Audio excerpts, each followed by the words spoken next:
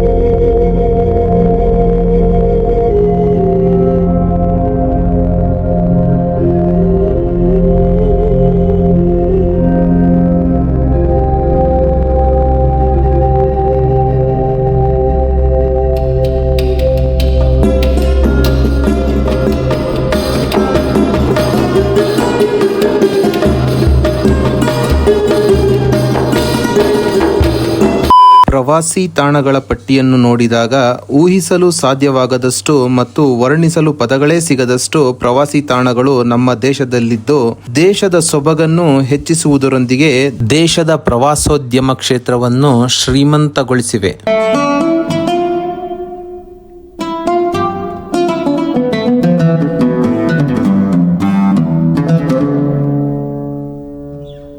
ಪೀಠಿಕೆ ಅಧಿಕ ಬೇಡ. ಇಂದು ಹಾಸನ ಜಿಲ್ಲೆಯಲ್ಲಿ ಸ್ಪಾಟ್ ಆಗಿರುವಂತಹ 3 ಪ್ರಮುಖ ಸುಂದರ ಪ್ರವಾಸಿ ತಾಣಗಳತ್ತ ನಮ್ಮ ಪ್ರದಕ್ಷಿಣೆ.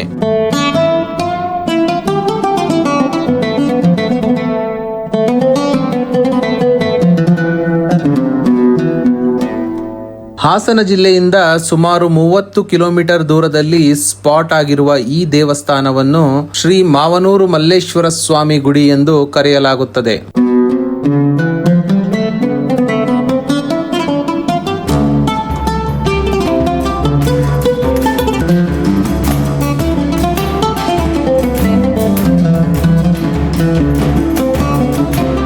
ಸಾಕ್ಷಾತ್ ಈಶ್ವರನನ್ನು ಮಲ್ಲೇಶ್ವರ ಎಂಬ ನಾಮಧೇಯದಿಂದ ಕರೆಯಲಾಗುತ್ತದೆ.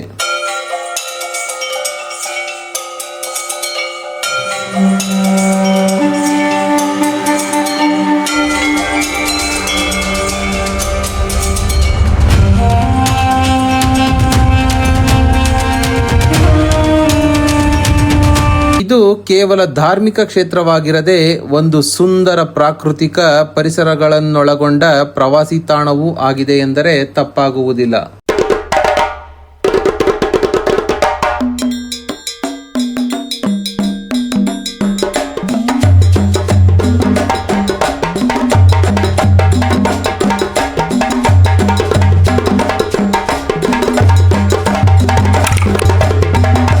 ಹಿಂದೂ ಧಾರ್ಮಿಕ ವಿಧಿವಿಧಾನಗಳನ್ನು ಪೂರೈಸುವುದು ಮಾತ್ರವಲ್ಲದೆ ಈ ಕ್ಷೇತ್ರ ಒಂದು ಸುಂದರ ಪ್ರಾಕೃತಿಕ ಪ್ರವಾಸಿ ತಾಣವಾಗಿದೆ.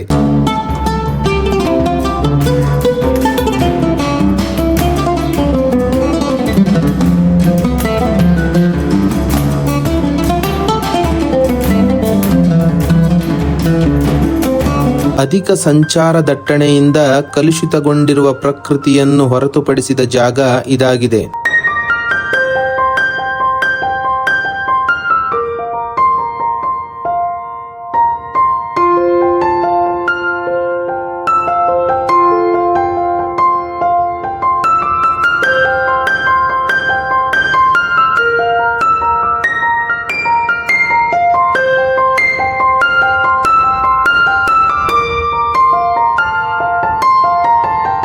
ಆಧುನಿಕ ಶೈಲಿಯ ವಾಸ್ತುಶಿಲ್ಪವಾದರೂ ಸಹ ಶಿಸ್ತುಬದ್ಧ ಧಾರ್ಮಿಕ ಆಚರಣೆಗಳನ್ನು ಇಲ್ಲಿ ನಡೆಸಿಕೊಂಡು ಬರಲಾಗುತ್ತಿದೆ.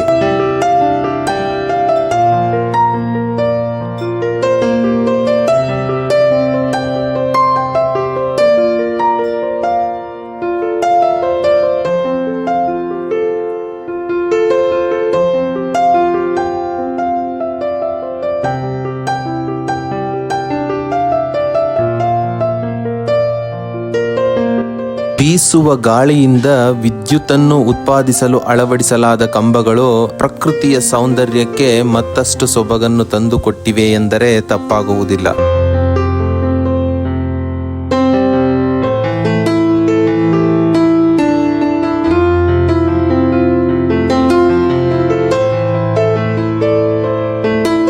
ಒಬ್ಬ ಸಾಮಾನ್ಯ ವ್ಯಕ್ತಿಯನ್ನು ಕವಿಯನ್ನಾಗಿ ಪರಿವರ್ತಿಸುವ ಶಕ್ತಿ ಈ ಪ್ರಕೃತಿಗಿದೆ ಎಂದರೆ ತಪ್ಪಾಗುವುದಿಲ್ಲ.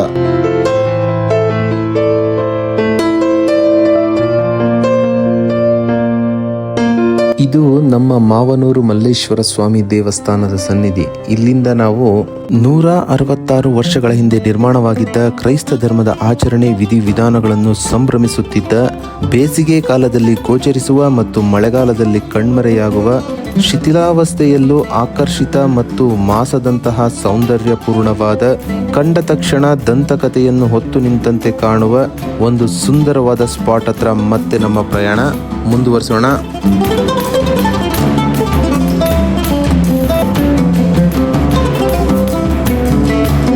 ನೀರ್ ಕಮ್ಮಿ ಇರೋದ್ರಿಂದ ಜನಗಳೆಲ್ಲ ಈಜಾಡ್ತಾ ಇದಾರೆ ಇಲ್ಲಿ ನೀರೊಳಗ. ಬೆಂಗಳೂರಿಂದ ಅಪ್ರಾಕ್ಸಿಮೇಟ್ಲಿ ಒಂದು 200 ಕಿಲೋಮೀಟರ್ ಸರೌಂಡಿಂಗ್ ಐತಿ ಇದು. ಶೆಟ್ಟಿಹಳ್ಳಿಯಲ್ಲಿ ಇರ್ತಕ್ಕಂತಹ ಒಂದು ಚರ್ಚಿಗೆ ಬಂದೇನಿ. ಬಟ್ ಇವತ್ತದು ಸಂಪೂರ್ಣವಾಗಿ ಶಿಥಿಲಾವಸ್ಥೆಗೊಂಡೈತಿ.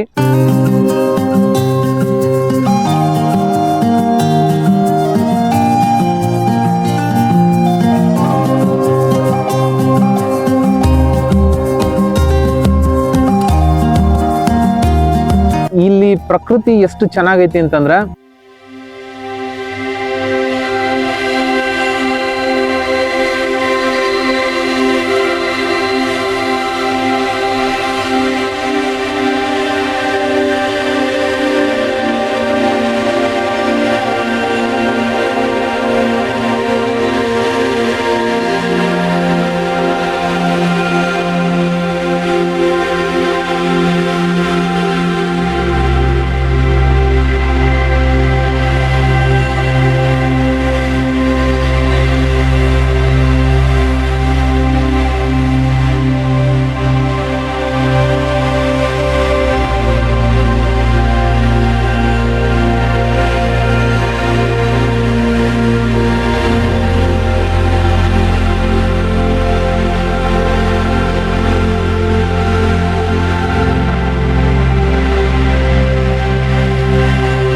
ನೀವು ದಯವಿಟ್ಟು ಬಂದು ಈ ಪ್ರಕೃತಿನ ಎಂಜಾಯ್ ಮಾಡ್ರಿ. ಇಲ್ಲಿ ಒಂದು ವಿಶೇಷತೆ ಏನಂದ್ರ, ಈ ನದಿ ದಡದೊಳಗ ಚರ್ಚ್ ಮಳೆಗಾಲದೊಳಗಡೆ ಸಂಪೂರ್ಣವಾಗಿ ಮುಳುಗೋಗ್ತೈತಿ.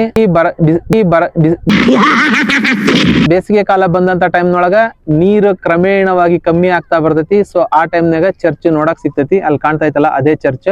ಈ ಚರ್ಚ್ ಇಷ್ಟು ಬ್ಯೂಟಿಫುಲ್ ಆಗೈತಿ ಅಂತಂದ್ರ, ಏನೋ ಒಂದು ಕಥೆನ ತನ್ನೊಳಗ ಅಡಗಿಟ್ಟುಕೊಂಡೈತಿ ಅಂತ ಹೇಳ್ಬೋದು. ಒಂದು ಕಾಲದೊಳಗ ಒಂದು ಧರ್ಮೀಯ ಜನಾಂಗದವರು ತಮ್ಮ ಪೂಜಾ ವಿಧಿ ವಿಧಾನಗಳನ್ನ ಈ ಚರ್ಚ್ ಒಳಗ ನೆರವೇರಿಸ್ತಾ ಇದ್ರು. ಬಟ್ ಇವತ್ತದು ಸಂಪೂರ್ಣವಾಗಿ ಶಿಥಿಲಾವಸ್ಥೆಗೊಂಡೈತಿ. ಒಂದು ಹೊಳೆ ದಡದಲ್ಲಿ ಇರೋದ್ರಿಂದ ಸರ್ಕಾರಗಳು ಆ ಹೊಳೆಯ ದಡದಲ್ಲಿ ಒಂದು ಡ್ಯಾಮ್ ಅನ್ನ ನಿರ್ಮಾಣ ಮಾಡ್ತಾರ. ಆ ಡ್ಯಾಮ್ ನಿರ್ಮಾಣವಾದಾಗ ನೀರಿನ ಮಟ್ಟ ಕ್ರಮೇಣವಾಗಿ ಅಧಿಕ ಆಗಕ್ ಸ್ಟಾರ್ಟ್ ಆಗ್ತೈತಿ. ನೀರಿನ ಮಟ್ಟ ಜಾಸ್ತಿ ಆಗಕ್ ಸ್ಟಾರ್ಟ್ ಆಗ್ತೈತಿ. ಹಂಗ ಜಾಸ್ತಿ ಆದಂತ ಸಂದರ್ಭದೊಳಗೆ ಚರ್ಚ್ ಮುಳುಗಡೆಗೆ ಪ್ರಾರಂಭ ಆಗ್ತೈತಿ. ಸೊ ಸಂಪೂರ್ಣವಾಗಿ ಯಾವಾಗ ಮುಳುಗ್ತೈತಿ ಅಂತ ಗೊತ್ತಾಗುತ್ತೋ ಅವಾಗ ಪ್ರತಿನಿತ್ಯ ನಡೀತಾ ಇರ್ತಕ್ಕಂಥ ಕ್ರೈಸ್ತ ಧರ್ಮೀಯ ವಿಧಿ ವಿಧಾನಗಳನ್ನ ನಿಲ್ಲಿಸಲಾಗ್ತೈತಿ. ಕ್ರೈಸ್ತ ಧರ್ಮೀಯರು ಬೇರೆ ಸ್ಥಳಕ್ಕೆ ಪಲಾಯನಗೊಳ್ತಾರ, ಅಂದ್ರೆ ಬೇರೆ ಸ್ಥಳಕ್ಕೆ ತೆರಳ್ತಾರ. ಸೊ ಆಗಿನಿಂದ ಈ ಚರ್ಚ್ ಅನಾಥವಾಗಿ ಇಲ್ಲಿ ನಿಂತ್ಕೊಂಡ್ಬಿಡುತ್ತ. ಈ ಸ್ಪಾಟ್ ಎಷ್ಟೋ ಜನಕ್ಕ ಒಂದು ಮೋಟಿವೇಶನ್ ಕೊಡ್ತೈತಿ. ಅದೆಷ್ಟೋ ಜನಕ್ಕೆ ಈ ಸ್ಪಾಟ್ ಮೋಟಿವೇಶನಲ್ ಸ್ಪಾಟ್ ಆದ್ರೆ ಎಷ್ಟೋ ಜನಕ್ಕೆ ನೆಗೆಟಿವ್ ಸ್ಪಾಟ್ ಆಗಿ ಕೂಡ ಕಂಡು ಬರ್ತೈತಿ. ಪಾಸಿಟಿವ್ ಏನು ಅಂತಂದ್ರೆ, ಎಷ್ಟೇ ಕಷ್ಟ ಬರ್ಲಿ ಏನೇ ಬಂದ್ರು ಕೂಡ ಅದನ್ನ ಎದುರಿಸಿ ನಿಲ್ತೇನೆ ಅನ್ನೋದನ್ನ ಈ ಚರ್ಚಿಂದ ನಾವು ಕಲಿಬಹುದು. ಇದು ಫುಲ್ ಮುಳುಗಿದ್ರು ಕೂಡ ಬೀಳದಂಗೆ ಸತತ 200 ವರ್ಷಗಳಿಂದ ಇಲ್ಲೇ ನಿಂತೈತಿ ಅಂತಂದ್ರ, ಸೊ ನಾವು ಕಷ್ಟಗಳಿಗೆ ಯಾವ ತರ ಎದೆಗೊಟ್ಟು ನಿಲ್ಬೇಕು ಅನ್ನೋದನ್ನ ಇದು ಸೂಚಿಸ್ತೈತಿ ಅಂತಾನೆ ಹೇಳ್ಬೋದು. ಬೆಂಗಳೂರಿಂದ ಅಪ್ರಾಕ್ಸಿಮೇಟ್ಲಿ 180 to 200 ಕಿಲೋಮೀಟರ್ ಸರೌಂಡಿಂಗ್ ನಾಗ, ಹಾಸನಕ್ಕೆ ಒಂದು 40 ಕಿಲೋಮೀಟರ್ ನಿಯರೆಸ್ಟ್ ಒಳಗ ಈ ಚರ್ಚ್ ಐತಿ.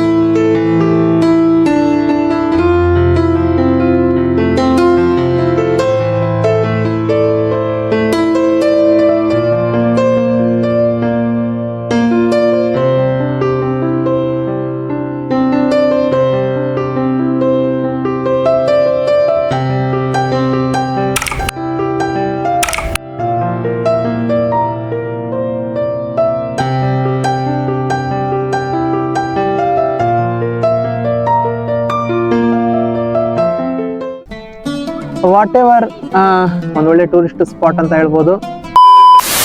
ಫ್ಲೋಟಿಂಗ್ ಟೆಂಪಲ್ ಅಂತ ಫೇಮಸ್ ಆಗಿರ್ತಕ್ಕಂತಹ ರಂಗನಾಥ ಸ್ವಾಮಿ ಟೆಂಪಲ್ನಾಗ ಇವತ್ತು ಅದು ಫ್ಲೋಟ್ ಮಾಡ್ತಾ ಇಲ್ಲ because of there is no water.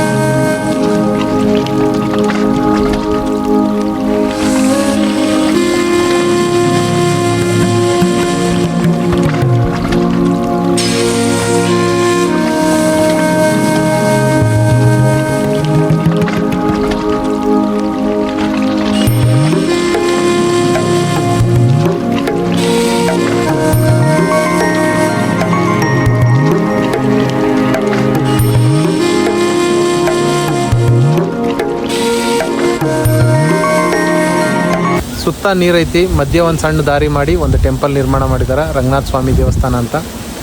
ಆ ದೇವಸ್ಥಾನ ಹಾಸನಿಂದ ಅಪ್ರಾಕ್ಸಿಮೇಟ್ಲಿ ಒಂದು 40 ಕಿಲೋಮೀಟರ್ ಸರೌಂಡಿಂಗ್ನಾಗ ಐತಿ.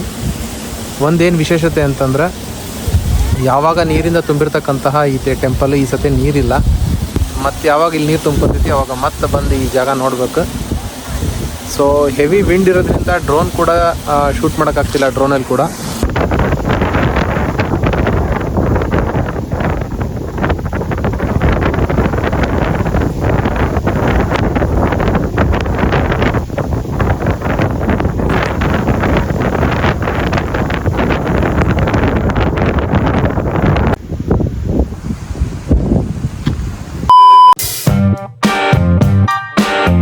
ಹಾಯ್,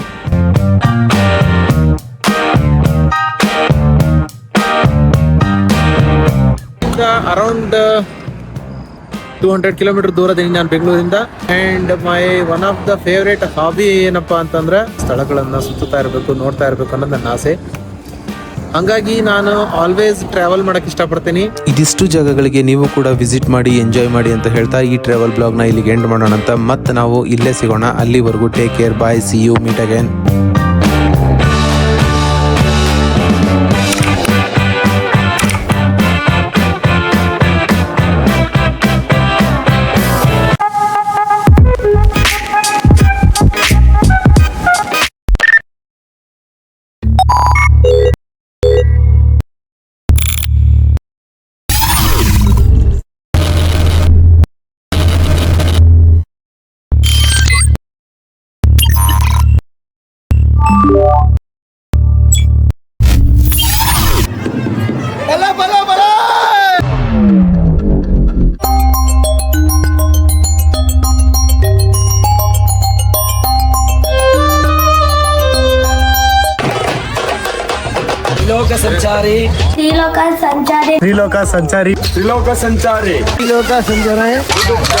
ಯೂಟ್ಯೂಬ್ ಚಾನಲ್ ಸಬ್ಸ್ಕ್ರೈಬ್ ಮಾಡಿ. ನಾನಂತ ನೋಡ್ತೀನಿ, ನೀವು ನೋಡಿ ಸಬ್ಸ್ಕ್ರೈಬ್ ಮಾಡಿ. ಸರಿ ಬಿಡು.